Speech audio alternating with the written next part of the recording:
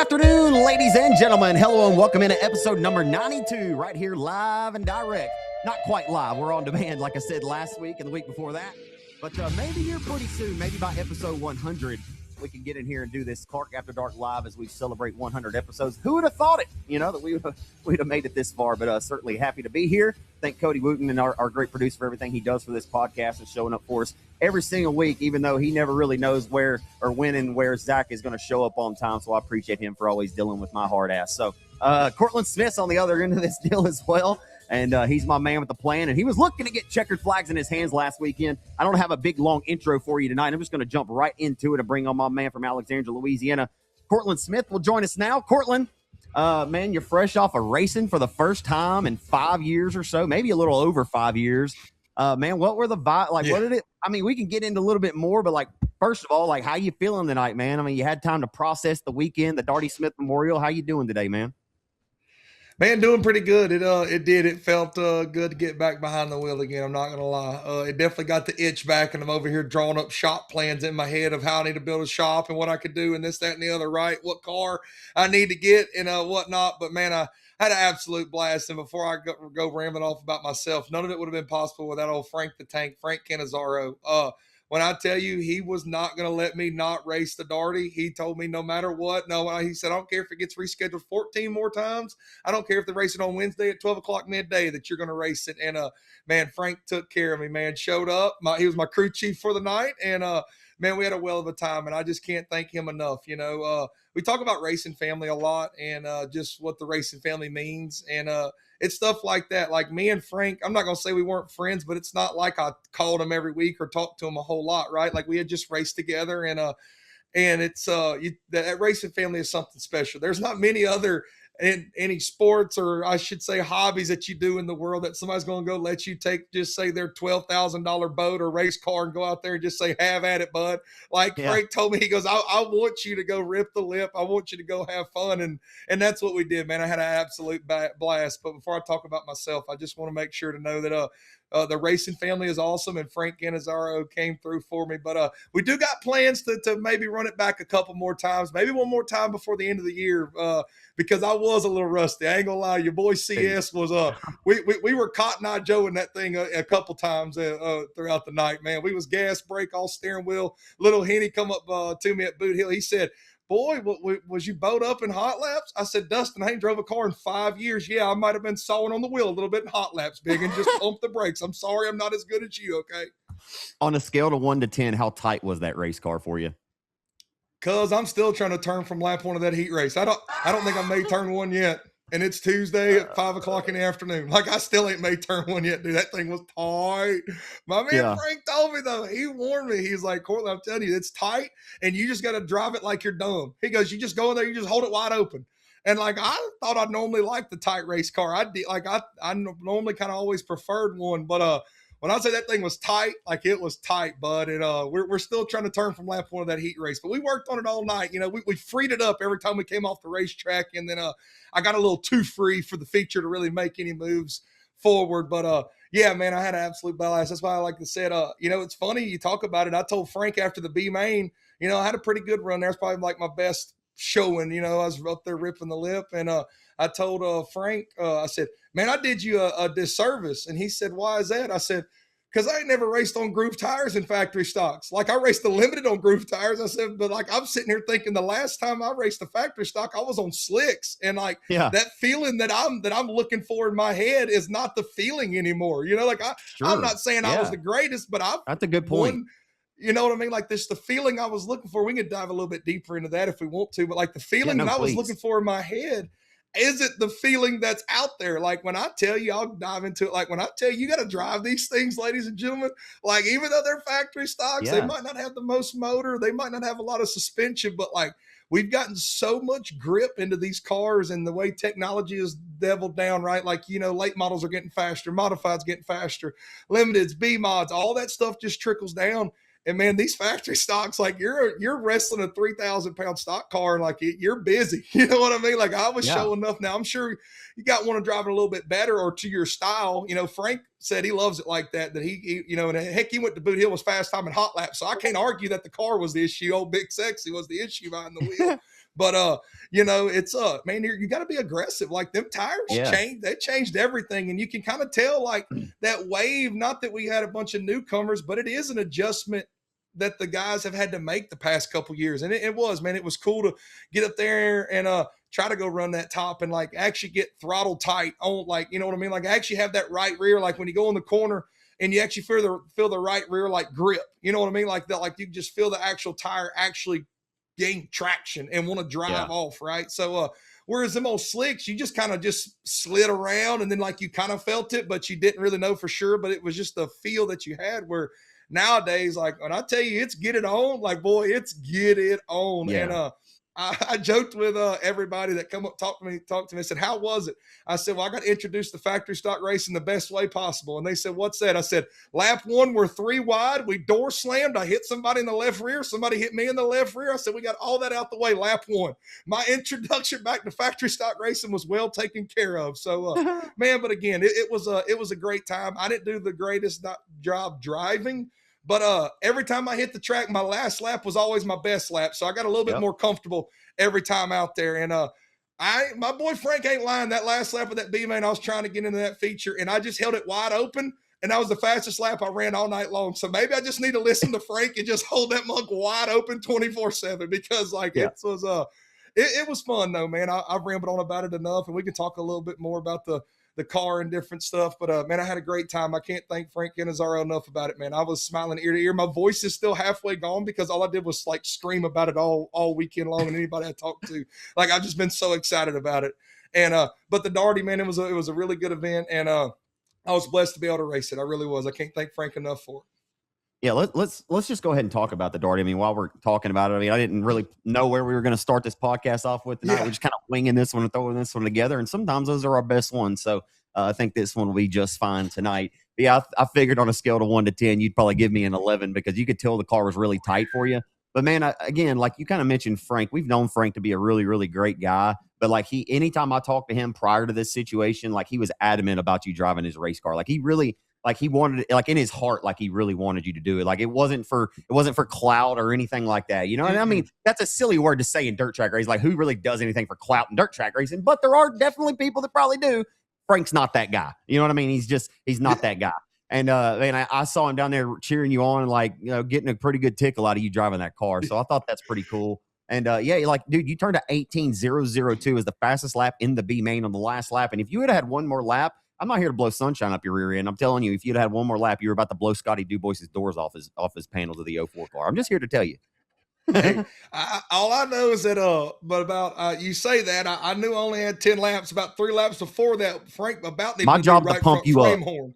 I know, but my boy Frank almost needed a new right front frame horn because I got up in that on the cushion. I got tight, bud. I had to slam on it, and that was kind of the joke of the story. Frank said, he goes, I seen you go off into one, you was catching them, and then all of a sudden I seen it shove, and Frank said, I just closed my eyes for a second, then I opened it back up, you was going down the back stretch with my car still all on 4 wheels. So he said he was happy about that I didn't fence her right there. But yeah, man, it was fun. Like you said, that B main, dude, I'm telling you, like that car was tight, but it's not that, like just these factory stocks, like you think you get out there and not necessarily mosey or put around, but like you're up on the wheel sawing on this thing. So, but yeah, man, I was a couple more laps and Stoney would have been passed for sure. So I finally got her figured out there, but it is what it is. We ain't gonna talk about it too much. Man, this past weekend was, in my eyes, was one of the best / worst all at the same time, right? Because first a monsoon drops on Rocket Raceway Park before, like literally at like 6:50 p.m., like literally right before RaceON. Me and Xander were going through the pits. I think majority of people saw. I think I had 20,000 people saw my Facebook Live, which is wild the other day. I decided to go live and show everybody the damage that the monsoon had done. And that was interesting there. People were stuck. I mean, it was a really, really shitty situation. Excuse my language, mother. But yeah, I mean, it just wasn't. I mean, dude, honestly, the forecast was pretty favorable all week. I mean, it was less than a 15% chance of rain. And then just suddenly, I mean, out of nowhere, you can see it start building up over there to the west. And you can see it coming that way. But I mean, again, the forecast looked pretty favorable. It was sunny and blue skies the whole drive there for me from Wake Village, Texas, over to Paris. It looked good. I mean, it looked really good. I mean, there was never any kind of doubt. I think I left the podcast here last week And Johnny Torres, driver of car number 66, IMCA modified and factory start driver, reminded me on my post this week. He said, you jinxed it on the podcast last week. And I don't remember what I said on the pod last week, but I think that I was just happy-go-lucky, like, we're getting them all in this week. And by God, I tell you what, you're never going to get me to not be positive here, because I'm never going to come in here and be negative, because that doesn't do anything positive either, to be negative and say, oh, well, they're just going to rain out, But yeah, we were up Schitt's Creek without a paddle. Like, it really, really, really, truly sucked, dude. We had 130 cars into the pits at Rocket, and then roll around. Of course, we get the Darty in on Friday. We'll get into the nuts and bolts in that here in just a moment. And I can't recall Cortland getting rained out at the actual racetrack at two different tracks over 200 miles apart in the same weekend, right? And then we had 125 cars in the pits at Boot Hill on Saturday night. Dude, it was just a heartbreaking weekend. Rollo and Bubba were pretty, they're grown-ass men. They're going to come out and say that they're heartbroken, but, they were pretty downtrodden about it, Like, I could tell. And if they could have got that race in, they were going to rework that racetrack, and we were going to race Saturday night by any means necessary. Listen, they only get 2 Saturday nights a month. And this season, the majority of them have all been rained out. And then everybody else's race. So what are you going to do? Reschedule on top of Arklatex this weekend no, you can't do that. You could, but it wouldn't be a very popular decision. So you just kind of roll with what you got, and you just keep on going. And hopefully the weather, we've been saying, Cortland, we've been saying this literally since March, that like any time now, we come here every single week and talk about weather. And dude, it's not even just us. It's everybody. The World of Outlaws got rained out at Deer Creek in Minnesota this past week. Hell, the NASCAR race started getting sprinkles in the last 10 laps the other. Really, it's not just us. It's everybody. So for everybody in the motorsports industry, give me a few more rainouts, and I'm going to start thinking that somebody's out there trying to sabotage us. You know what I mean? I'm going to get into the conspiracy theories, and things are going to go Western over here, okay? But anyway, I've talked about it enough, and we've talked about it all season. And I've concluded at this juncture, on July the 7th, 2026, I've concluded that this has undoubtedly been the roughest season I've ever been a part of weather-wise. And I just say we raced through February, because I do remember in 2015, I went to Diamond Park Speedway to announce the Comp Cam Super Dirt Series season opener, and that was on May the 1st of 2015. And that time, Chris Ellis, who was the series promoter of Comp Cam, that was their very first race of the year. Every single race prior to that had been rained out. And that's the most recent time I can remember, like a season, like a series, or anybody getting pushed back this far. But dude, we're in freaking July. Like, we've gotten a couple races in around here. But okay, Rocket's been rained out 7 times. Texarkana's been rained out 6. Boot Hill's been rained out 6. Really, you just start adding it up, dude. The numbers are getting up there, dude. And I'm about that's all I got to say about that. What do you have to think about the weather? I don't know. They said we was going to be in an El Nino type year with a bunch of rainfall, and boy, they did not lie about that. Is all I got to say. Is there was some post went around about 3 months ago that said it was going to be an El Nino year, or whatever they want to call it, where we're going to have a lot of rainfall, and they weren't lying. And man, it just seems like, every year, like at this point, when we started March and April and May, I was always coming here like, man, we always got rainouts this time of year, and it is what it is. But like, now, like you said, we're in July, and like we're still fighting an upstream battle here. Like, it is absolutely crazy. Just throw it back to 3 weeks ago. We're at Boot Hill for the Battle of the States. Everybody's drawn in, registered. 5:45, rain shower rolls in, rains us out at the racetrack again. Almost same situation as what happened this past weekend. And there's nothing that you can, like, sadly, in the sport that we love, like, there's nothing we can do about it other than just sit here and go, like, when is it going to stop?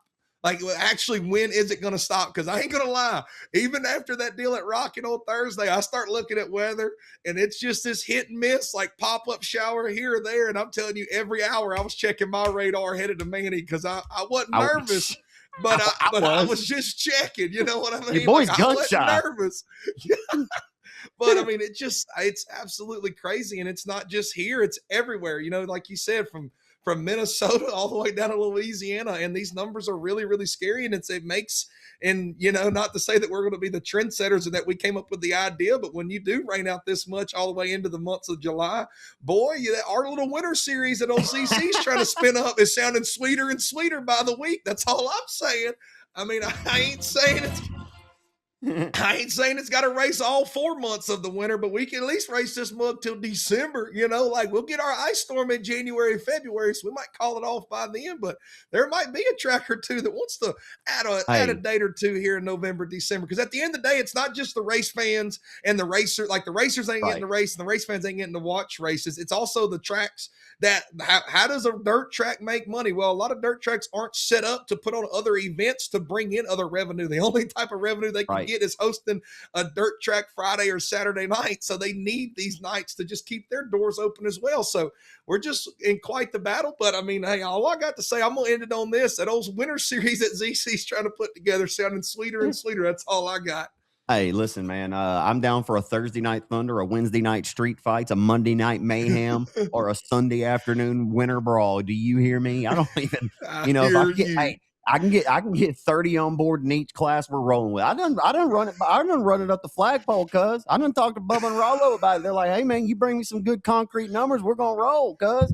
And like, dude, I really want to try to come up with some sponsors and come up with something legitimate. Like, I mean, maybe it's something, dude. At Arklatex Speedway, did we talk about this last week? Arklatex had the Sunday series, and they averaged over 200 cars in that joint. Ask my man Kevin Sestair. He rolled the Rains County Rocket, rolled in from Emory, Texas, every single Sunday. And you can ask him. The drive was about 3.5 hours. I bet I got some folks right now that are ready to race, that are ready to pull the trigger and drive 3 hours to race at Boot Hill Speedway on a Sunday afternoon, or I don't know about a Monday, like the Rains County. Kevin Stair, he works for a living. I get that. So maybe we'll figure something out. And Bubba and Roller aren't too big in racing in the daytime. So I think that it would have to be after the time maybe changes back and we could start a little bit earlier, because it wouldn't make any kind of business sense to race on a Sunday night and expect fans, because I've gathered it up where you wouldn't need, of course, we would like to have a full grandstand, but you would need at least 300 to 400 people in your grandstands just to break even on an event like that in order to pay the purse. I mean, I've been trying to crunch the numbers and do things again. Hey, I'm not a promoter. I'm not a marketer. I just have dreams in my head and things I think of that I think would be cool. And then I run it up the flagpole and just see. But again, it hasn't really gotten too far past the thought stage yet. You know what I'm saying? But I've thought a lot about this. But anyway, man, let's get into the Darty Smith Memorial. And then I want to talk about this whole tire debacle again. I know we've probably talked about it on this podcast before, but Mark Underwood Jr. of the 125 camp with Lou Lyles Motorsports, they're in a debacle right now. The track TVS has made a post, 125 camps made a post. We'll get into that after we talk about the Darty Smith. It's coming at you hot. All right, 100 cars checked into the pits, man. And first off, Colin sent me a video of you down yesterday. He sent me the video of you doing the driver's meeting. And I don't know why. I really don't know. I mean, maybe it's because you're my boy and I could see you coming from the heart. But like, it made me cry, and I don't know why. Maybe I'm soft. But anyway, he sent me that, and it just it didn't make me like, boo, oh my God.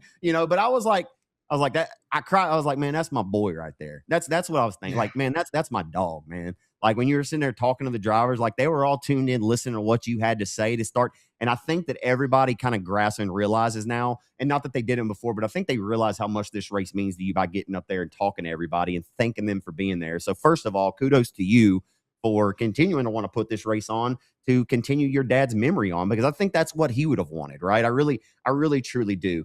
And I'll let you expound a little bit more on that, but dude, Shane Hebert, and I think your dad would have been proud of this too. Like I truly feel I've been going to Sabine Speedway since my dad raced mini stocks in the early 2000s and in the 90s, and I've been to Manny a lot in my career, and I've been there and I've announced there a lot. Let's just say I average 1 or 2 there a year since 2009. But I truly believe Shane Hebert has that racing surface dialed in as best as it's ever been. I really do. That racing on Friday night had no shortage of excitement, and not here to sell you a bill of goods. If you go back and watch it live on RaceON, or if you were there in the stands in person, you know exactly what I'm talking about. They were racing furiously around that joint. Josh Martin wins $1,607. Shout out to the 7 for Darty on the end of that 1,600. He starts 8th, and dude, that was a race. Force Chassis finishes 1 and 2. CJ Howell finished in 2nd. Mark Underwood Jr. rallied from 16th to 3rd. Phil Dixon finished 4th. Dustin Hennigan finished in 5th. That was Josh Martin's 6th win of the year, his 4th at Manny this year, in 3 different race cars for him. He was back in his 88M, just kind of first in the factory stock race, the race that you were a part of. Man, the factory stock race was dynamite, man. It really was. It was worth the price of admission. And man, also some more notes here. Ben Merchant really impressed me. I told you that after the races. I said, dude, do you know who was rolling tonight? Because I know you didn't have a chance to really get to watch a lot of the race. But dude, the C28, the son of Kenny Merchant, and I said it on the broadcast, I don't think Kenny Merchant is a National Dirt Late Model Hall of Famer, but he needs to be. He needs to be in the conversation. Yeah. If Ronnie Adams is in the Hall of Fame, then Kenny Merchant belongs in the Hall of Fame. I'm just here to tell you, the South needs to be represented better. Michael Rigsby, call your people. I'm just saying. But Ben Merchant impressed me, man. He had a slider affair with CJ Howell in the heat race. He came on top of that, and dude, he battled early for the race lead in the start of the A main, right? That was really good stuff. I mean, there's so much notes and stuff I have on Manny, so I don't want to get too far away. But yeah, the factory stocks, man, it was phenomenal. And like I mentioned, Shane Hebert has this racetrack dialed in right now. Yeah, another thing that I did Frank a disservice was after the heat race and hot laps, I told him, I said, dude, this track is completely different than what it was 5 years ago. Like when I tell you I'm not saying a lot of it doesn't translate over, but instead of this kind of roll the middle or roll the bottom, no, like you put her up top and you just lick the stamp and send it all night long, because like they got this thing shaped up and you can tell like that's where you got to be in that. And that's not the Manny of old, like a Manny of old, like, even back in the days when William had it, like it was traction up and it was good and it would have a top side, but the way they got this thing shaped up now and it's really bowled up and they got that outer lip that you go up there and lean on, like it's an animal of its own, like it really is. It is a very, very fun place to drive. I can tell you that much. Like not only are the cars hooked up, but when you got a racetrack like that that's really wide, you can really swoop out on the back stretch, enter your corner, man. Like that place is really, really good. And 9 times out of 10, like when you show up there, you're going to be treated to at least 2 or 3 good races, and that's what we were treated to all night, right? And it can just kind of a testament to itself. When Josh starts 8th and drives up to the lead, and can he do that in a lot of places? Yeah, I'm sure. But then when you also got the 125 driving up 13 positions to finish third as well, like obviously there's some passing going on. Like when you go back to the MRP app, here we go. We'll get to that in just a second. Just hold your horses there, Zach. We'll get to that in just a second. Just kidding, Mark, Lou. Yeah, but it is, man. It's a really good place, and it was cool to see. I went back and watched them all. I kind of was trying to look my helmet out the left side when I was going down, trying to see who was leading what and where they were running at, but I didn't get to see a lot of it. But I went back and watched it, and man, it was a really good race, and it was really cool to see. And like I said, man, that place it's a lot different than the way it was, a lot different than the way I remember it. I can tell you that much. But the racing is always phenomenal. And back to the pit meet thing, and I'll throw it back over to you. That's something that I've done every year. They're not that they necessarily have to pull my arm, but I just want to get up there and thank them, right? And I held it together this year. A couple of people gave me a hard time. They said last year's was way better, and I said, well, last year's I was bawling, crying. I said I couldn't even get a sentence out, and they said, well, yeah, but that was way. They said it was better, not way better. They said it was better last year, and I said, well, I just try to hold myself together a little bit more respectable now, jokingly. But yeah, man, it's a lot of those guys, when you interviewed a lot of them in Victory Lane and when you went around before the races, and we're walking there talking to Jared Wallace, you walk through that pit area, and I promise you 75% of those guys has a story about Darty helping them out. So yeah, that's me and the fam right there with the picture. That's a good picture, man. That's a great picture. I wish it would focus, but that's a great picture. Yeah, I didn't mean to interrupt you. I just want to show the people that may watch. But yeah, it's a great picture of y'all. No, it's me and the fam, but it was, man. It's a special event, and I didn't get to walk around and talk to the guys as much as I would like to, but the pit meeting deal there, that's something special to me, to see all those guys and thank them for coming out. So again, I want to thank everybody for showing up. We can talk about the races some more. 101 cars, the biggest single day turnout we've had for the Darty at a place that really isn't in the central location for a lot of guys. So a lot of people had to drive a good ways to be there. So I'm pumped up about it. The racing was awesome. 88M takes it home in the factory stocks. Absolutely. Man, photo finish in the Sportsters as well. Josh Warren comes out on top in the 62X car and held off James Caskey. Man, Caskey started finding some dig right about a half a lane up off the top from where the 62X was running. He was married to the very bottom.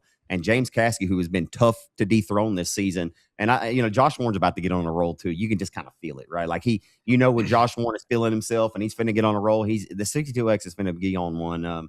But we'll see, because the competition, we had 41 Sportsters show up to Boot Hill on Saturday night. So anything is possible right now. The competition's getting a little bit thicker, dude. It reminds me of factory stocks in 20, 2009. It really does. Like this is factory stock racing whenever I first started announcing. That's what it reminds me of. It's been pretty good. The racing was really, really good with those guys. Trevor Keith won the tuners, and that was another good race for the tuners there. Ethan Bell scores his 11th win of the season after Mark Underwood Jr. blew up leading. We always talk about you got to put yourself in position to win these races. And Ethan Bell's, after winning $3,700 at Pike County last week, rolls in and wins the 5th annual Darty Smith Memorial, $1,207 to his effort. He didn't get the $300 lap leader bonus. Underwood got that on lap number 7. So that kind of may have helped Underwood's heartbreak for losing another motor, man. It's been tough, man. Underwood has had a really good race car all season, and he hadn't had a lot of great results to show for it, right? I mean, and then, of course, that win at TVS gets taken away from him. We'll get into more of that in a second. And your boy Stephen Guidry, man, he rallied to have a strong second place finish. And man, he was really he was lurking there at the end of that race. K1 was honking the horn right there, really, really good. Dude, I was absolutely heartbroken for C-Dub, Caleb Dillard. Caleb Dillard and Talon Willis. Listen, we can get into the B mods not showing up. I don't really even know how we assess this or how we talk about it, because 7 B mods for over 1,000 wins never going to cut it, right? Like you would hope to have more than that. We got 7 really good ones. And like I said, Caleb Dillard and Talon Willis, the first 8 laps, they were throwing slide jobs on each other. And dude, and Caleb Dillard was up to the task and he was up to the challenge. And dude, I was fired up to see it, right? Because who has really just rolled into Manny and thought about taking Talon Willis's lunch money? I know Talon hadn't raced there a ton, but he just won in the double nickel for Dalton Dubois there 3 Friday nights ago. But he was back in the familiar 10M car. And man, him and C-Dub had it going on. And then C-Dub blows a freaking motor. And I was like, you got to be kidding me. I truly felt bad for him. I went over there after the races and gave old C-Dub gave him a quick hug. And I said, man, just keep your head up. That was his 3rd blown motor of the year for Caleb Dillard. But yeah, man, it was a good race. And I'll tell you what, during that race, I had a special guest. Hudson helped me call the B-Mod feature. Yeah. And dude, I want to tell you, that was definitely the highlight of my weekend. Like, I tell people all the time, and I tell my racetrack friends that have kids, like, it makes me happy to make those kids happy, you know, if that's what it is. I say that all the time. And like, I wasn't fortunate enough, and maybe it's not too late. I don't know. I'm not married, and I don't have a girlfriend right now, so I don't plan on having any kids anytime soon. I'm just saying I wasn't fortunate enough to have kids on my own, and you know, that's fine. Like I've you know, that's fine. So I try to treat all those racetrack kiddos like they're mine in a way, you know. So I don't know. Some of the younger ones start calling me Uncle Zach, and like Dylan, Knighton, and Racing Roy call me Uncle Z, and you know, and I'll take it. You know, something's got to be cool with coming with getting old, right? So I don't know. But yeah, dude, the racing there this past weekend was phenomenal. If you want to add anything about Dylan. Sorry, I just had a major like thunder went down outside, so it had made me turn my head there, almost scared me. So I almost got struck last night. I'm not kidding. I'll send you the video in a minute. Second, just know that the weather got hairy here for a second. But yeah, man, racing phenomenal. B-mods, like, I ain't gonna lie, like, you just got on my naughty list. That's all I'm gonna say. Like, you've been added to the list. I don't know what to tell you. 7 of you. Maybe you're going to the lake. Maybe other people racing elsewhere. Hey, look, if you're racing somewhere else, I ain't gonna be mad at you. But I know that there's a lot more B mods than 7 of them around here that could have showed up and racing. It ain't coming from me. I'm just gonna say there's a couple people put money up that were even disappointed because they're like, why is there only 7 of them show up? And I said, I wish I could tell you. I don't know. Not saying I did everything in the world I could to get them here, but we did a pretty darn good job. So, you know, 7 of them, B-mods, you on my naughty list for now. And also with the B-mods, I'm going to go ahead and say, Steve Bogus went ahead and clarified some stuff with me. And I did some digging on the old tech pad rules myself. And naughty. Hey, y'all ain't going to slip old Steve. You ain't going to you might get it by him once. Shame on him, but you ain't going to sneak by him twice on the old underslung rule. And I went back and did some research myself. So, I mean, I ain't got much for the B-mods right now. That's all I got to say. Y'all trying to cheat over there on the tech pad and only 7 of you show up to the Darty. I ain't really that mad at you. I appreciate the 7 guys that did show up. It was a heck of a race. I hate it for C-Dub. I went by after the race as well, and he said, man, I felt it I felt it 2 laps before they start losing power. He said, but I ain't gonna lie. He goes, I just held her to the floor for your pops there. He goes, I was trying to win it. And I said, well, I appreciate that, C-Dub, but I really hate that you blown your motor. He got $100 the Fast One Speed Shop Hard Luck Award. He picked that up, so at least he got $100 for that. But it was it was going to be a really interesting race. Talked to Talon at Boot Hill the next day, and he even said, he goes, C-Dub wasn't playing around. He goes, I wasn't cutting him no slack. It was going to be a race. He said it was going to be a race to the finish, and so you hate to see that happen for him. But man, all throughout the whole night, man, it was a really good night, really great racing through all of them. You kind of hit all the winners, and ain't much more I could add to it. There's a lot more of the things we got to roll on about. I feel like we talked about the Darty enough the last 2 weeks, but you really can't talk about old Pops enough, right? So right. It is. That'll be my wrap on Sabine, man. I can't thank all the fans that showed up, dude. What a great fan count that there was, dude. The grandstands were really packed, whether it was for the fireworks or for the racing. I don't care. Yeah, Ricky, dude. Bruh, just hop in the pond if you're gonna be a silly goose. I don't know. You're just silly. SILLY. Listen, hold on. That's all I gotta say. Let's fix this comment, because I have a lot of respect, and I know you do too, for Ricky Jowers. We're not picking on him. Now, he fields a super late model team, and his disappointment and Manny or Boot Hill not hosting the Mississippi State Challenge Championship Series this past week, and I understand his disappointment because he only gets a few super late model races to race local. Now, this is where I come in and tell you, Mr. Ricky Jowers, to direct your disappointment elsewhere rather than the freaking racetracks who are trying to put on these shows still. You don't have to get on social media and start chastising and saying, I hope y'all don't get any fans. It's well, damn, dude, that's not very good for the sport. And that's exactly what I told him. That's not good for the sport. But again, I'm not here to harp on it too long, because he could just very easily pick up the phone and call somebody, rather than just putting crazy. I'll tell you what, though, Josh Martin came up to me at Sabine on Friday night. He said, hey, give me your phone. I said, why? He said, you got to take that thing out your hand, cuz. He said, you starting to act like me on social media. I said, damn. I said, that ain't good. That ain't good, cuz. Anyway, he said, you've been firing off at him lately. Hell, I fired off another one earlier on the Rocket Raceway Park post. This dude gonna get on there and tell Rocket it's a clown show. And I was like, dude, are we serious? He says, no more support here. Clown. We're about to make a Clark After Dark segment every week, and it's gonna be just called Idiot of the Week or something. And I'm not trying to be hateful. I appreciate all these people that choose to spend their hard-earned money, but just get off of social media. Just stop saying stupid shit. Yeah. Start thinking for yourself and just start trying to think a little bit more before you just pound away and hit send. That's me, and I'm on a rant. I don't give a damn. That's how I feel. He says, no more support here. Clowning on not giving refunds when people can't make other races is garbage. Scam if you may.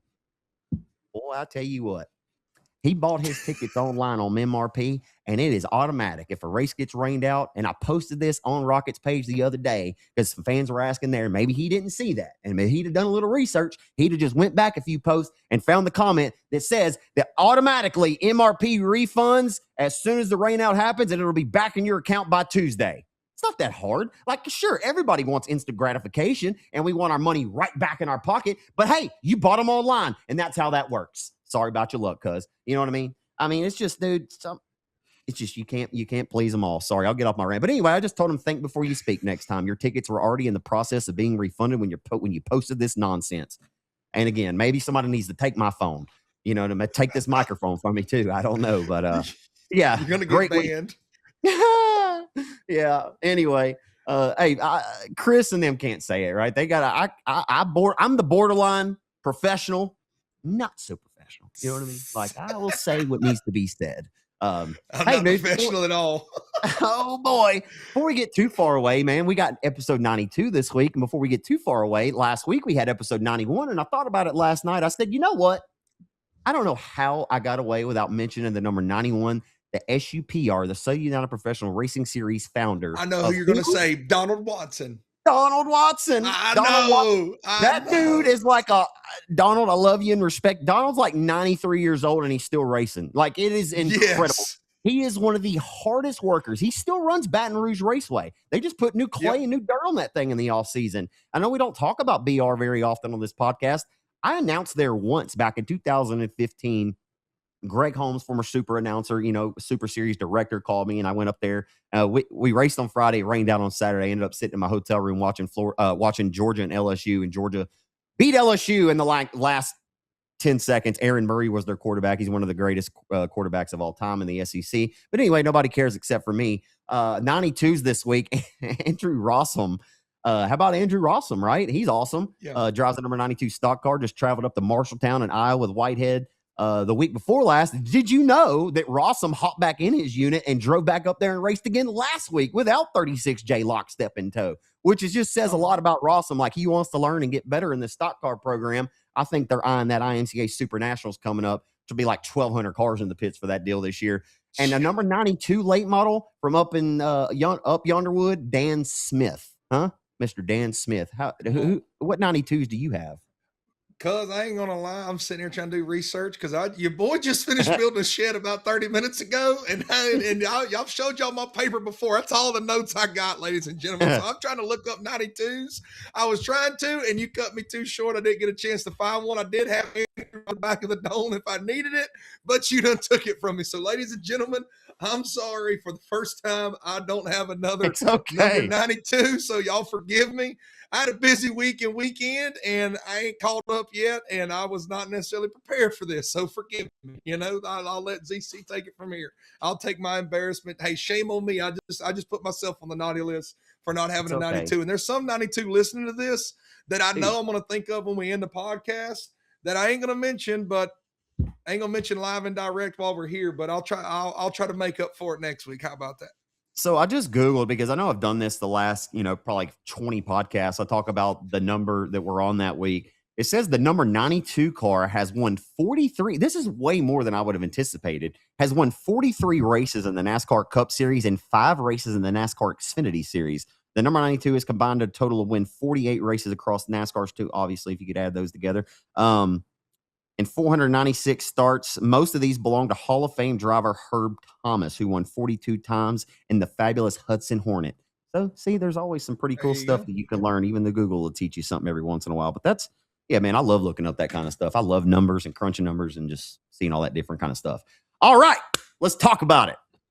Mark Underwood Jr. All right, so how do I want to start this? Because it's like, I'm not here to beat the horse, but I'm just here to talk the facts and just tell you what I do know. But okay. So Friday night, I'm announcing at Manning, and I'm in hot laps.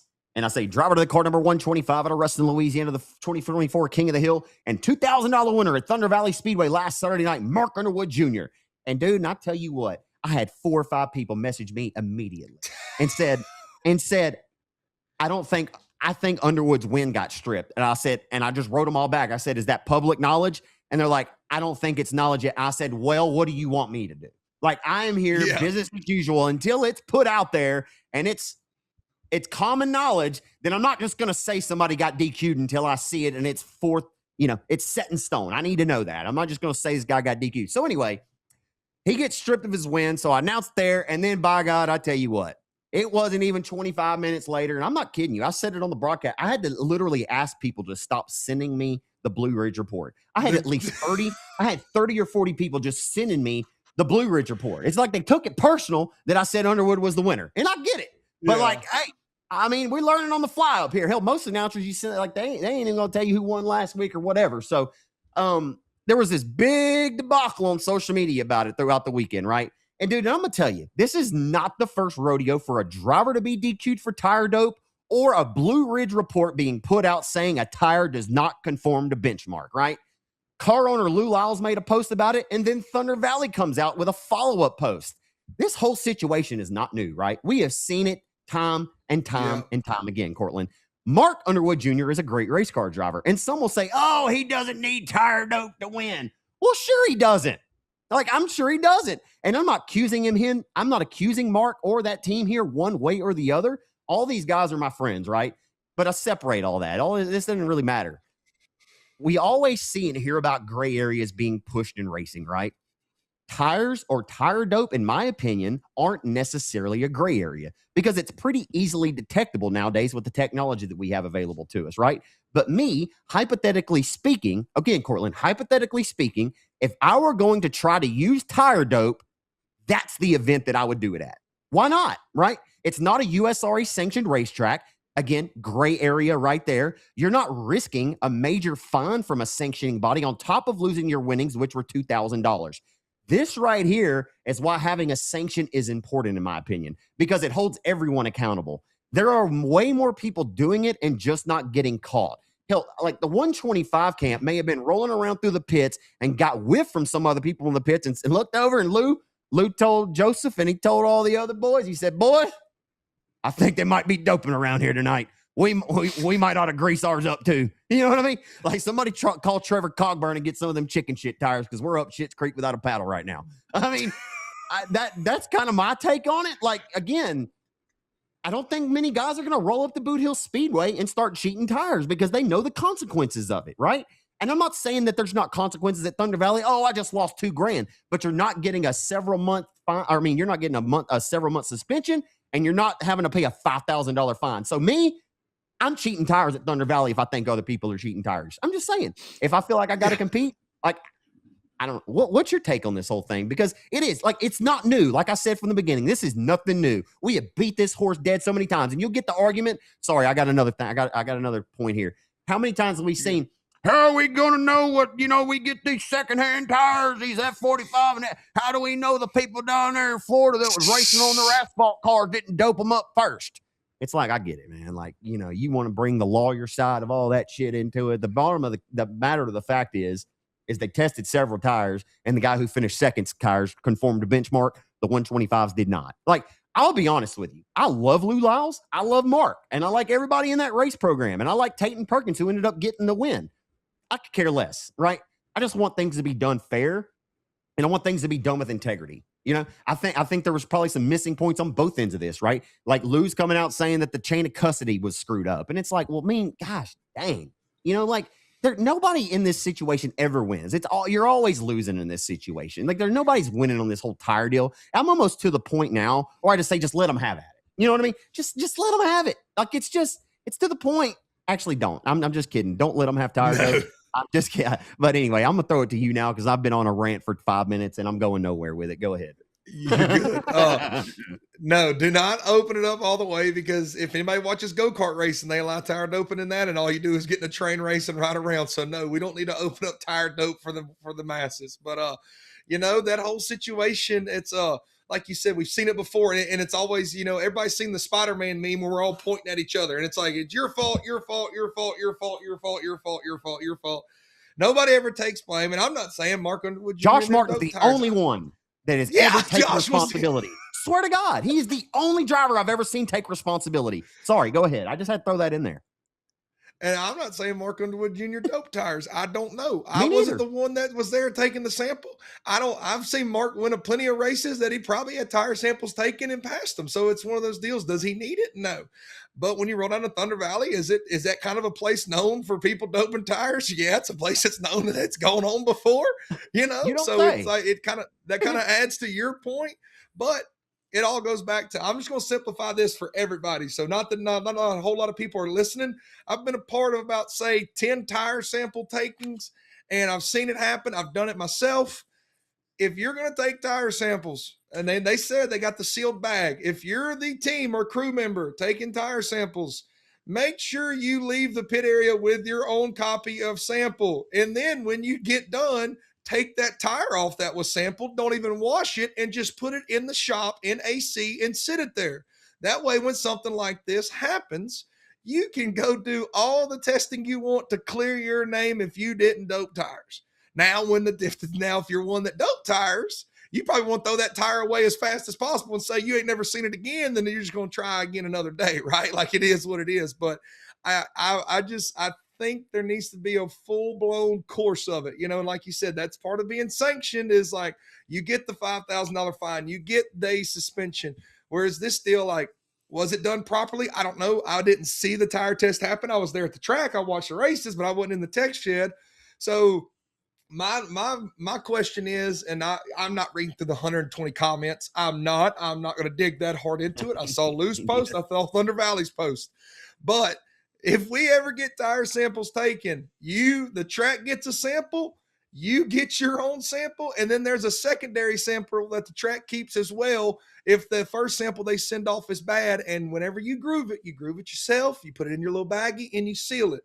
If you leave the tech pad without your sealed sample, I can't help you out. You know what I'm saying? At that point, you leave it all on the track. Like, and how many people are going to trust the track and the tech man and do this, that, and other? I'm not saying the people at Thunder Valley are trying to scam nobody out of money. I'm not saying the tech man's trying to scam nobody out of money. I'm just saying, to cover your tail for racers, the best thing you can do is make sure before you leave that tech pad, you got your own sample in the sealed Blue Ridge lab.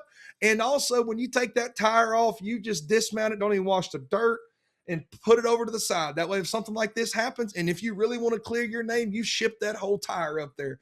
And I think the biggest thing was like they just want to know what chemicals, like they wouldn't let them know what they found in it, right? And at that point, that's between you, the track, and the good Lord. I don't know what else to figure out other than that. But I absolutely hate it because now this is we're back on tire doping and Blue Ridge Labs, and people don't trust Blue Ridge Labs, and people don't trust this and all this and that. And I guess we need to make a universal post in all the sanctioning bodies, because all the rules are about the same. Whether I've done samples for XR events, whether you trusted them or not. I've done samples for Lucas Oil. I've done samples for World of Outlaws, comp cams. Like, all of them are about the same. Like, you do them all about the same. All the procedures is pretty much, you groove it, they get a sample, you groove it, you get your sample, you groove it, and you put the different pieces in there. So that just needs to be the universal deal.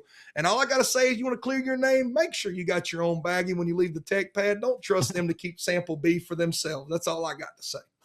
Yeah, I mean, yeah, that whole situation is just, I mean, we haven't had that too much up here, lately. I think, honestly, Arcletex isn't sanctioned technically. I mean, they do, just like Thunder Valley said, they were going by USRA rules. But the main point of this is, if you don't have a chain of command, right? If it's just the racetrack and a car owner that are duking it out back and forth, and you don't have somebody that's higher in command from you that you can go to that could solve this, then y'all are just yelling at each other about, you did this. Yeah. No, I didn't. You did this. No, I didn't. And you're getting nowhere. At the end of the day, you feel like you got done a disservice, but you're trying to find a technicality in the whole thing to say that, it wasn't done. And it's like, man, sometimes, and again, I'm not accusing anybody of cheating tires, but man, I would love to see it. And Lou Lyles, I love you. And Mark, I love you. But it's like, man, if y'all were cheating tires, I wish people would just come out and say it. Like, it's okay. I know it sucks to look like you're quote a cheater, but y'all won the King of the Hill. Y'all won some big races and past tire tech. Yeah. Like, we know Mark doesn't need it. Sometimes I just wish people would say, yeah, it was just kind of the product of the environment we were in. We thought other people were down there doping tires, so we thought, you know what? We better grease ours up too, because we want to have a shot to win here tonight. We just didn't roll, 2.5 hours down to Thunder Valley to not have a chance to win if everybody, because that stuff does work. Like, let's talk about that a little bit. Like, this tire dope does make a difference, doesn't? Like, you can pick up several tenths in a lap. Like, I hear all the time that it doesn't necessarily work when the track slicks off. I mean, is that true or is it not? I mean, from the little bit of knowledge I do have about it, like those tires, like you're on racing tires, and those tires are hard as all get out, and they like a hard surface. So yeah, like when the track slicks off, the stuff isn't necessarily the greatest. You see guys all the time that are lights out fast for a couple laps and they backslide a lot. It's probably because that stuff wasn't soaked in well enough and it burned off pretty quick, right? But whenever you got a really hard tire, no, sir. Okay. No, sir. No, says I. No, says I. Okay. Even when I did race at Thunder Valley and it was legal, I didn't even dope tires. But when you go to it and you got that hard tire and you're just trying to soften the tires so you can actually gain traction whenever it's brown and sloppy, right? Like, you just try to take that hard tire and make it softer so it has more traction. And like you said, it doesn't work. Yeah, it works. You see guys all the time that maybe spray it up on there and then all of a sudden go lights out fast. But I just hate it because now you got a guy like Mark Underwood who's won a bunch of races, who's labeled as a tire doper now, and then you got Thunder Valley labeled as a track cheating them out of money. And it doesn't do no good for anybody, right? I don't think Mark Underwood Jr. or Lou Lyles needs it to do it. If they didn't, and then also I go back to when you're talking about, did you get your own personal sample? If the track didn't allow them to get their own personal sample or give them a Blue Ridge certified bag to take their sample, then you kind of go back and look at the track, man. There's just so many question marks and everything about this. It just, at the end of the day, it doesn't do no good for nobody. And that's kind of the bottom line to it. I agree. Yeah, absolutely. We beat the horse dead on that one long enough here. Dude, the Tommy Davis Sr., obviously we had the Darty Smith over in the great state of Louisiana, and we also had the Tommy Davis Sr. Memorial, which I'm sure you can love and respect that, that Tommy Davis Jr. has continued to put this race on in memory of his father, who was a really, really outstanding race car driver and ball intents, or everything I've learned, that was an outstanding man as well. I got to call that event on a Thursday night 2 years ago, so I've had the opportunity to call that event. Man, the racing at Hunt County is always good. I tuned in on my way home. I tuned in on my way home from Manny and watched the conclusion on RaceON.com of the Tommy Davis Sr. Memorial from Hunt County. And man, I was really, really proud to see one of the the biggest storyline to me coming out of that deal was that, to me, the junior limited modified class proved to me that it works. Okay. And what I mean by that I know where you're going. I know where you're going. Is I saw Case and Caps dominate the Caps. junior limited modifieds 2 years ago. Literally, the kid won 5 or 6 of those in a row, won the junior limited modified nationals. And I remember coming to this podcast and saying, it's time to move him up. You remember 2 years ago, I was saying it's time, or a year and a half, I was saying it's time to move him up. But then I talked to his dad in person, and he would say, he's like, man, I'm just trying to get him more comfortable laps. I know he's dominating this, but I'm just trying to make sure he has the racecraft and comfortability because we plan on moving him into a crate late model. And I said, buddy, you have a plan. Like, that's all you have a plan. And so who am I to come here and tell you what your plan should be for your young man? And dude, that young man won his first ever American crate late model feature, and Denny Gabar got second. Okay. And remember, I called Boone Evans' first ever win, and Denny got second. That was back in 2015 in a limited modified. But if you can beat Denny, Denny's good in anything he races. And a 22 card American crate late model field. But to me, that was the point that I took out of it, is that, dude, like this junior limited modified class does in fact work. I can name some other drivers that have come out of that deal too, that have had much success moving into different divisions. And man, it really, like this young Colby Whitworth coming up right now. I think this kid's got it. I think he's going to be really, really good. He's got a brother too that races. But yeah, those are the things that I see in racing that make me happy to see. Like Case and Caps coming up, pushing the progression, coming out of the junior limiteds, and he wins a crate late model feature less than a year and a half after getting out of the class that started his racing career. Like, that is a really, really cool storyline, man. Really cool to see Hunt County as well. Like you mentioned, the Tommy Davis Memorial. I'm glad they had such a great turnout. 144 cars rolled in that place. And Hunt County is one of those tracks I've never raced at, but I'm telling you, like, I got to make it there at some point. I've never actually watched a race from there, but I got to make it there at some point because that place is really, really good. And I'm glad they had a great turnout, right? Like, I don't know Tommy Davis or the Davis family really personally, but like you said, all you hear is a lot of good things. And Tommy Davis Jr. is still a heck of a driver himself, right? So I'm really glad they had a really good turnout. I know, I know what my dad's Memorial race means to me, and I can only imagine what it means to their whole entire family as well. So I'm really glad and pumped up they had such a great turnout as well. I kind of had the blinders of, dad's race going on. I didn't realize that was going on the same weekend. So I'm really pumped up that they did have a good weekend and a good run. And you said it before I could get to it. You mentioned Case and Caps needing to move up 2 years ago. And then whenever I was doing the Courts Corners, those are going to make a comeback, by the way. I mentioned him last year at an ACLMS race at Hunt County. Like, this Case and Caps, like, I don't know if he finished second or third, but like was battling for the lead. But when you roll in and you got 30 or what was it, 23, 30 American crate late models, at the end of the day, he outrun Denny G and Patrick Daniel. You know what I'm saying? Like, I don't care if it's his home track. I don't care what it is. Like, you went in there and beat some of the best in the business. Robbie Starnes, Bo Begnaud, like all those guys. Like, that was your top 5. I just had it pulled up. Cody Leonard. like you outrun some pretty good little crate late dudes around here. Like, and I say little, like them dudes are some good crate late drivers around here. And he rolled in there and won. And that is really cool, man. And like you said, the class works, but it's just really cool to see a youngster like that coming up and making his way up. And he went the progression, and the dad had a plan, right? And it's really cool to see, like, they probably could have stuck it out in that junior limit if they would have let him, another year or two and dominated that. But he had a plan, and I know to see that plan come to fruition had to be absolutely exciting for the entire family, right? Like, not only is Case and pumped up, but probably the old pops and the entire family was ecstatic about it. And everything that you've done the last 2 years is built up to this. So, man, like, I am really pumped. That was really cool to see Case and Caps come away with the win on that one. It was a really good night for Hunt County, the Tommy Davis, and a really good night to be Case and Caps picking up your first ever crate late win. Absolutely, man. A couple of more notes on Hunt County, man. Somehow, some way, the 27 car of Dalton Faulkner is still over in 2026. On the scorecard in 2026, he has not won, but he only has 11 starts this year, though. So we're going to cut him a little bit of slack. He hasn't raced quite as much, but again, we talk about it every week. We've been rained out a ton too, but he hasn't traveled as much because we've been rained out a lot. He traveled up to Rocket Thursday, traveled to Hunt County Friday, and came to Boot Hill Saturday. He got rained out 2 to 3, just like I did. You know what I mean? So, hey, and when I say steal, Neil, yes. I mean STEAL, not steal, STEEL. But again, apparently he's tough as steel too, because he stole it at the line from the 27. Like, he sends that thing into turn number 3, and I don't know how he pulled the rabbit out of his hat.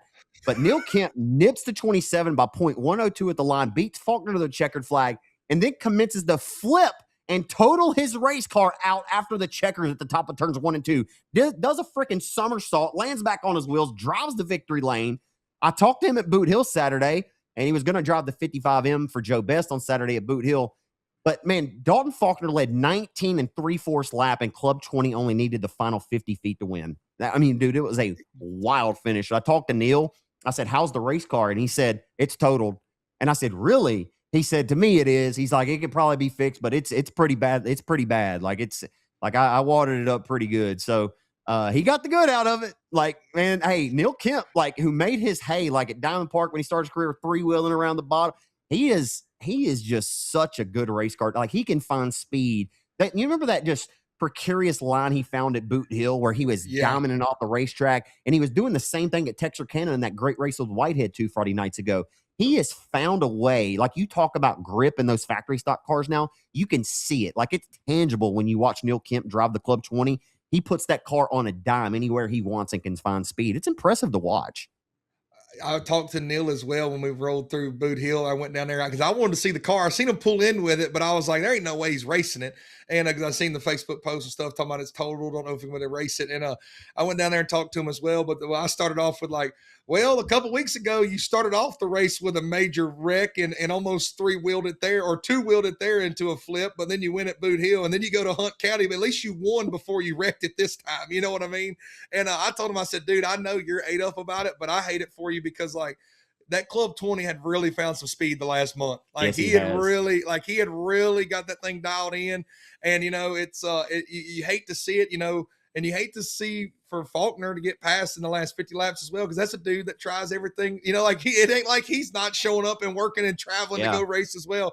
It was a really good race. I can all kind of scatterbrain on this deal right here, but it was a really good race to watch Neil like fine line the top side of Hunt County. Like, I mean, he rallied the last 4 laps to get there. Like, when you're watching it with about 4 to go, like, you're thinking there ain't no way, and then he nails it for 2 laps, and you know, and he just steals it. You know, like you said, the moniker Steel Neil, it ain't it's STEAL because he stole it from Faulkner there.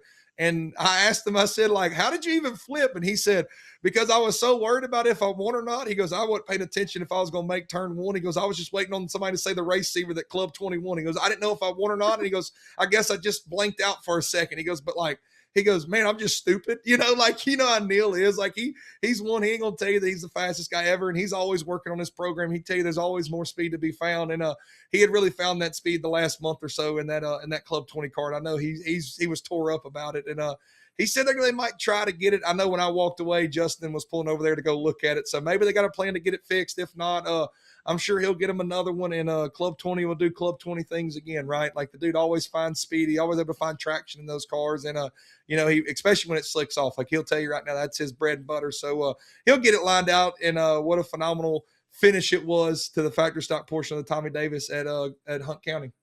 Absolutely. Jason Ingalls absolutely dominated in his new IRP by C8. Think about that that combination. They tried this once together in the past, but now Chris is kind of putting his own twist on these IRP race cars. And dude, Jason Ingalls dominated the modifieds on Friday night at Hunt County. I mean, he walked the dog on them. I mean, he took off and left them. That was the most dominant win I've seen for Jason Ingalls in a little while, and that was cool to see for him. Cody Tupper won your B-Mod feature there. Boone Evans running the number 22 car for Gregory Muirhead in the stock cars. He also brought it to Boot Hill on Saturday night. We were looking forward to watching the stock cars. That was a bummer in itself. Colby Whitworth won the Junior Limited Modifieds, and Channing Godwin won your Eco Mod feature over at Hunt County. Some other note, I mean, if you want to add on anything, you're more than welcome to, but I got some other notes, just some things that I saw from this weekend. Wayne Melton, you know, he got that unfortunate DQ at Hunt County about a month and a half ago. He rolls into Southern Oklahoma Speedway, and Ardmore wins their hobby stock feature in his factory stock on Saturday night. Congratulations to Wayne Melton. A wild Wayne's fast, man, and I think he's got some big wins on his horizon as well. Cody Daniel has won 3 in a row at Heart of Texas Speedway. Unfortunately, it's not a RaceON anymore, so I don't get to watch it, but I have paid attention to the results. Trevor Cogburn swept the weekend over there at Heart of Texas as well. He's changing the game. He won on chicken shit tires again, his 13th win of the year. He sweeps Heart of Texas. 27 starts this year, and Trevor Cogburn has 22 top fives. Kid's really, really good. Trevor, I don't know if you listen to our podcast, but young man, I've done said it many a times. If you will show up to Boot Hill Speedway in 2 weeks for the West Grigsby Memorial, I will buy your pit pass one of the 2 nights. I don't know which one, but I will like it. And us, and I'd like to get a sponsor, maybe get an open invitation for a lot of these. I'd love to see a Dustin Robinson here, who ran second to Cody Tupper at Hunt County on Friday night, right? From Post, Texas. He used to come down and always run our Battle of Boot Hills. Dustin Robinson. There's a lot of guys that I want to see racing at Boot Hill. Derek Grigsby just released earlier. There's $1,000 bonus for IMCA Sport Mods that come. It's $1,000 bonus. So maybe where are you, Justin Neighbors? Where are some of these Kennedale Speedway parks? Northcott, the guy who won over there a couple months ago, Kennedale. I think Kennedale races, so it makes it tough for these guys that are running points. And again, Kennedale, if you listen to this, I'm not trying to poach your drivers from your racetrack. But man, we want the best of the best, right? We don't want just the Boot Hill regulars. We want everybody to come and give the 69 a run. And Derek has not yet won the West Grigsby Memorial, and he badly wants it. Remember last year, the heartbreak, he went upside down. But Derek, I've noticed something in Derek that a lot like you, this race means a ton to him. It does. Derek's a really good friend of mine, but a lot of people don't really know Derek. Like, so they think he's shy and they don't know how to communicate with him. Derek does stay a lot to himself, especially at the racetrack. Like, he's all business when he's there. But man, I've gotten to know him pretty well over the last, 20 years, and he's a really, really jam up dude. And he really, really just wants to make this race great in memory of his dad, just like you do for your dad. And man, I have a ton of love and respect for that.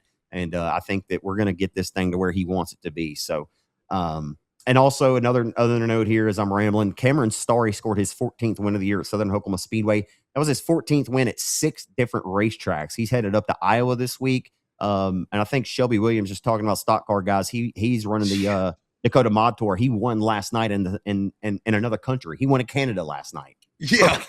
Yeah, congratulations. Yeah, he won at Jamestown. So congratulations to Shelby Williams. And that's about all I got on local stuff. Of course, I got some super late model news we could hit just briefly before we officially get out of here. But yeah, man, it's good stuff all throughout the great state of Texas this weekend.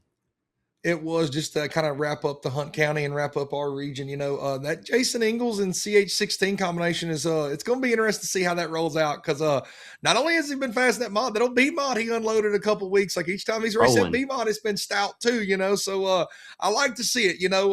You always love to see a little bit of diversity in the chassis world, right? And that's it. We're not going to hide the fact that CDR is top dog right now in the mod world, but it is nice to see old Chris Hennigan and Jason Ingalls, two of the better modified guys to come out of this area, kind of team up here and get that program rolling. And obviously at Hunt County, man, a slick surface like that, and he's been fast every time he's unloaded it. So I hope they can keep that rolling and kind of throw a little wrench in the plan there, and kind of shake up the modified world, at least around here. So I do like to see that. And the only other thing that I got to add, you kind of stole it from me, was Shelby Williams. Like, I'm sitting here watching, like, there's no telling where Shelby Williams is going to show up at and race. Like, and it's awesome to see Cameron Starry also roll out there and go travel and go everywhere they go. So that was kind of the last two little tidbits. I didn't write down a whole lot there, but that it is cool to see them travel off and go race. And Shelby Williams, just there ain't no telling where he'll show up and go race that stock car. I'm really disappointed we didn't get to watch stock cars at Boot Hill. This is what I'm gonna finish on right now. I am so disappointed, because like Bubba and Rollo, I seen them they were at Manny on Friday. I was talking to him. I said, guys, like, I'm excited to race tonight, but I think I'm more excited about watching these stock cars at Boot Hill. He goes, Bubba said, really? And then I said, yes. I said, because I'm telling you, these stock cars, like, Boot Hill race is good, but I'm telling you, like, the true testament of a racetrack is when he throw them IMCA and USRA stock cars out there. Because, like, we see it time and time again. We watch them all throughout the country, right? And, like, that's some of the best pound for pound racing that you got. I ain't saying our factory stocks ain't good racing. I ain't saying our limited and B-mod guys. You just went through an entire list of limited B-mod guys we get to watch here in a couple weeks that are going to be phenomenal at the West Grigsby Memorial. But just watching those IMCA USRA stock cars just all tooted up, left rear spring about to fall out the bucket, buried on the right front, dragging the A-frame going through the pit area. Like, those really do put on a pretty good show, and I'm really disappointed they got rained out. But it is what it is. And, I mean, before we go off on some national stuff, man, like, this weekend is absolutely crazy. I normally do this. I normally write it down, but I don't have it wrote down. We got 10,000 win factory stocks this weekend at Super B. Like, go, like, RaceON All-Star Challenge. I think this will officially be the second race of the year. Go support it. Please, factory stock guys, go support that thing. I actually talked to Matt Takewell, the owner of the racetrack, yesterday on the phone, and he's excited about it, dude. Now, I'll be honest. I don't want to look up this weekend and see that there's only 28 or 33. Like, for 10,000 to win, dude, they should have every bit of 50 plus cars for that race. And I know that there's this shadow, or there's there's just something that hangs over Super B Stigmatism. Speedway. It is. It's a stigmatism. But at some point, that curse has to be broken. At some point. You know what I mean? Or maybe it doesn't. But I really, truly believe that this Matt Takewell is doing everything he can to make sure that he gives the racers a good service. I've heard nothing but positive things about their actual racing service this year. Truly. I've heard nothing but positive. Now, guys, you go over there and get the shit in the stick. Don't come back to me and tell me that, oh, you did it. No, I'm standing firm. This is a RaceON All-Star Challenge event. It needs to be supported, dude. Anybody that is willing to put their neck on the line and pay $10,000 and $500 to start, guys, go support it. I know Arklatex runs. I know Texarkana races Friday night. It's a Mean 15 presented by Gateway Bank Series race. Saturday night, it's not. It's Southern Wing Mods, Mod Lights of Arkansas, ASCS Sprint Cars. So that kind of opens the door up. And I know a lot of guys will go to Vivian, and that's fine. I get it. And not everybody likes to travel. But if you can, I know Tommy Williams Jr., I know Jed Hefty, I know Faulkner. I'm sure CPJ, he won 10 grand there last year. Craig Percy Jr., I'm sure all those guys will be there. But I just hope that they have a good car count. Didn't mean to interrupt you there. And I think I took I was going to talk about them. Yeah. I was going to talk about it, man. We got a 10,000 win factory stock race this weekend. Like you said, I hope everybody shows up and support it. You know, just sometimes like these tracks just get a bad mojo about them and people believe it forever. And I truly believe the last couple people that have had that place have really tried to kind of turn the tides. Now, I haven't personally raced there, so don't let anybody tell you. You go figure it out for yourself. That's the thing that I'm trying to say. Sorry, let me interrupt you again. No, you wrapped it up good. Tom's is racing at RPM, man. KSP's racing, Rockets racing. You know, they got a lot of great places racing this weekend on the RaceON platform. So again, kind of like I said last week, as we wrap up regional stuff, as long as you find your way to some racetrack this weekend, old CS ain't gonna be mad at you. But let's try to pack these places out, man. It is the dog days of summer. It's hot. It's easy to find a lot of excuses not to be there, but let's try to do our best our can to make our way to these racetracks and support them, because there are a lot of tracks that right now, these dog days of summer with the rainouts and all that they've faced, it wouldn't hurt to have a good Saturday night showdown for them and the fans and everybody show up. So that's all. That's kind of wraps it up for me. Is everybody go find a racetrack this weekend? It's free general admission night on Friday night at Texarkana, courtesy of Bubba Green Towing and Bendings Heating and Air. Shout out to those great sponsors. It's free GA on Friday night. There's no reason that you shouldn't come and pack this place out. Mean 15 presented by Gateway Bank should be a great car count. Should be at full grandstands, and it's going to be fun to watch on RaceON. Of course, Saturday night Dirt Vision will be there. They got the wing mods. I mentioned that. By the way, rest in peace to Brian Krumplbeck, raced the number 467 wing mod. He passed away yesterday. Was truly one of the nicest guys. I'm not sure that I've interacted with him many times in my career, but I did certainly know him, and I know I've called races of his. Found out he passed away from a brain aneurysm. That's what they think. But yeah, it's just tough to lose one of our own, right? They said stroke or an aneurysm. So tough break. Rest in peace to Brian Krumplbeck. I'm sure all the wing mod guys will be over there racing on Saturday in Texarkana with a heavy heart. Real quick, man, before we get out of here, just so I feel like we can touch all of our bases, just quickly, super late model news. Lucas Oil Late Model Dirt Series rained out on Friday night at Mansfield after 2 heat races in, and they went to Muskingum County on Saturday night, and that was an absolute, you like to say, slobber knocker. Max Blair rallied from his 15th starting position with no caution flags to aid his run to the lead. Dude, he was 7.5 seconds back with 18 laps to go, dude. It was one of the most incredible runs I have seen. Dude, he was a whole second faster than the top 4 in the waning stages of that race. They ended up having 2 cautions there with 1 lap to go, kind of milked the end down, but he was able to hold them off and got the win. It was $25,000 to win, and Max said that was the biggest win of his career. He said he's won some that were around the same purse, but the fashion that he did it from 15th and route to the win was one of the most impressive things I've seen. Definitely a race of the year candidate, no doubt. On lap 45, he was running 4th, ladies and gentlemen. On lap 45, now he had worked his way all the way from 15th up to 4th by lap 45. And in the last 5 laps, he goes by and passes the best in the business. Like Devin Moran at his home track drives by him. Drives by Hudson O'Neal, who you can argue is one of the second. I mean, we all know BP32 is the best. We're probably going to talk about him in just a second, but Hudson O'Neal's up there in that conversation for second best driver in the country right now and just drives right by him. And the dude, I didn't do my research. I should have. Like, when he drove by him at the end of the race, it looked like he had on a different compound tire than everybody else, or he had fresh tires. But the man never stopped. We went green flag for like 49 laps, and he just drove straight through the field. And he was able to roll the middle like you saw Hudson try to drop behind him and run that same line. And Hudson just slid out. Like maybe he saved his tires early on and then was able to charge there at the end. Like you talk, like Max Blair's one of those guys, right? Like he's not that true gasser, go bang the cushion, knock the rear deck panel out of this deal. Like he's more of a slow, consistent, like he likes them 50 lappers to be able to see this thing all the way through. And man, it finally paid off. Like he's passed the most cars in Lucas Oil late model series this year. He's like hard charger every night. And finally it's not sitting there talking in second or third and wishing he had one. He's won a split feature before at Lernerville, I think, but to finally win that Lucas Oil race and to do it in the fashion he did, man, I know that is one that will live on forever. Even if he goes on to win a crown jewel or something like else, like that is just the race in the back of your head that, like,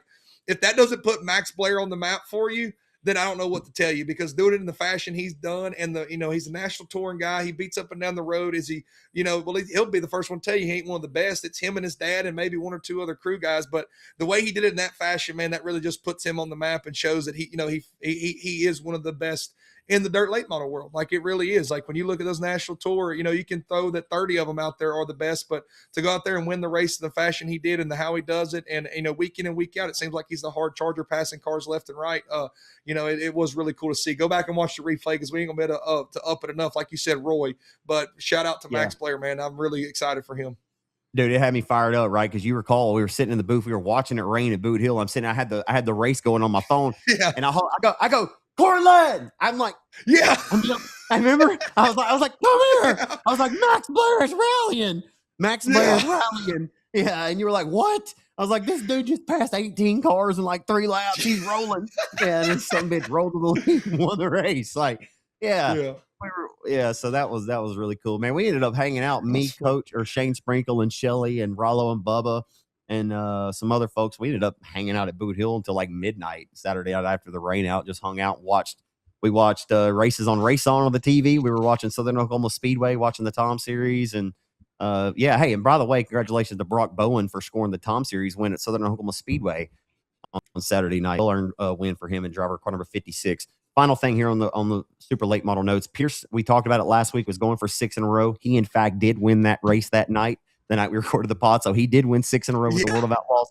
He has been off since that time. World of Outlaws is at State Line Speedway tomorrow night, which will be Wednesday night. And Sharon Speedway throughout this weekend, which is the Blaney's place to race. So should be good there. 34 Raceway with the Lucas Oil Late Model Dirt Series is on July 9th, so 2 days from now. And of course, the Lucas Oil Late Model Dirt Series has the Diamond Nationals this weekend at the Lucas Oil Speedway. I'm getting ready to head back to Lucas next month, man. It got here quick. I'm going up there to call USMTS at Nevada August 6th and Lucas on August 7th and the 8th. Really looking forward to getting back up to the Diamond of Dirt tracks. The Dirt Car Summer Nationals Hell Tour has been marred by weather, just like everybody else this season, and it might be one of the toughest Dirt Car Summer Nationals that we've ever seen as far as Mother Nature's concerned. It's been really rough. Tanner English won last night at Kankakee, a really, really good race, man. It was better than I anticipated it was going to be. English leads Fager in the points by 1.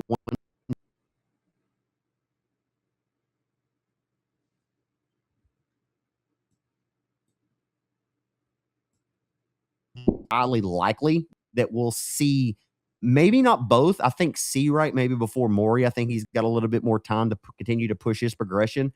But I think we'll see them on a national tour next season or maybe after. I'm not sure what Brett Coltman plans to do, but I think Sam Seawright's ready, right? I think Seawright's ready for a World of Outlaws Rookie of the Year push. I don't know if you would agree with that, and Zeke McKenzie leads the Dirt Car Modified points. So if you have anything on the Dirt Car Summer Nationals, you go ahead, and then we'll wrap it up after that. Yeah, you kind of cut out there for a second. I don't know if it was my end or your end. Either way, if you come back, yeah, no, we're all good. I think it's probably more or less me, because I know I got weather in the area. We talk about weather in the area on the racetrack, and we try to record the pod, and it's still trying to feather with us. But anyway, yeah, the Summer Nationals, man, it's cool to watch Super Late Model racing almost every night. It sucks that obviously they've dealt with weather too, but it is cool to see Tanner English. When he won his first race earlier this week, where was it at? Was it Farmington? I think it was Farmington. He won, and he got emotional. Yeah, it was Farmington, and he got emotional. Like he's like, in March I didn't have anything. And I wish they kind of would have talked about that a little bit more. But he like he's pretty much, he goes, in March I didn't have nothing, and I've had a lot of great people come in and help this out. And for a guy like him, like this Summer Nationals is what he needs. He can't maybe afford to go run a national tour, but these Summer Nationals every week pays $10,000 to win points. And somebody like a Tanner English and this Jason Fager, like I'm not saying that they're making a killing, but they're sitting here running all these races. Now they're working. Like this dog days of Summer Nationals ain't no joke. They're working, but it's a deal like this. You win you a couple 5,000 to win races. You win you a points week or two. You get your $10,000 check, and then you got the overall points that you get paid. That a guy like Tanner English, this is kind of what can set him up for the rest of the year to be able to go racing and maybe travel out a little more. And especially in a situation like him where in March, he leaves his ride and is kind of on his own and is trying to figure all this out by himself. And you need to be able to go out there and race and make money, but you also need to be able to kind of stay close to home because you ain't got 10 grand to go spend in diesel to drive all across the country, right? So it is cool to see the Summer Nationals. They've had some really good racing. The Herald Review 100 at Macon, that's one that I always watch because Macon is absolutely awesome. Shepard dominated that one. I don't know if he talked about that, but Sam Seawright is definitely a guy that you can put on your map. He's been winning a lot of races, and he goes and travels out randomly here and there, and he has his moments of like, all right, this dude is making his progressions, and before too long will make his way out there. And a lot of it just goes back to, we talk about the progression and stuff happening. It takes a little bit of luck. You need that guy, that sponsor, that car owner just to kind of hit you at the right time, so it's like, all right, I can take that step now, when you're ready. So hopefully it all works out for Seawright and he can go out there and do that. But yeah, Summer Nationals, great to see Tanner English pick up his first win this past week and do everything he's doing. I think him and Fager are the only two that have made it to every single race so far. So shout out to them two guys, because that Summer Nationals, they call it the Hell Tour for a reason, because it is not, it ain't no easy cookie to sit there and crumble and try to beat up and down the road. And those guys are doing it and putting on a show every night. They're at Montpelier Motor Speedway tonight. It's live on Dirt Vision, of course, and they are at I-96 tomorrow night, Butler Speedway, Crystal, and Oakshade, Wayne County, and that will conclude the 2026 tour. I just want to mention this before we leave. This is a Chris Steppen post, the announcer of the Dirt Car Summer Nationals last week, just to show that it's not just us that has been killed by weather. He said, I thought Groundhog Day was in February. This is the fourth night in a row, sixth over the last 7 nights, and 10th time we've rained out of the 19 nights so far. This is unreal. Like, man, when he posted that, I was like, buddy, I feel you. You know what I mean? Like, yeah. I've never been rained out. I don't think I've ever been rained out 4 nights in a row, because I don't know that we just run 4 nights in a row ever. That's part of the Summer National. But yeah, to be rained out 10 out of 19, that perfectly sums up racing season for everybody, Chris Steppen. So thank you for that post. It's heartbreaking, but we get it. Thank you, race fans, for listening to Cortland and I yap and talk about something that we love so much tonight. Man, the Darty Smith Memorial is phenomenal this year. I can't wait to come back and honor your old man again next year. Heck, I'd like to honor him every day. We don't just have to do it one time a year. We can cut up and talk about him anytime his name comes up. There he is, right there behind your head. But all righty, folks. He's Cortland Smith. I'm Zach Clark. Thank y'all for listening to Clark After Dark, episode 92. Be blessed and be a blessing. We'll see you at the dirt track. Later.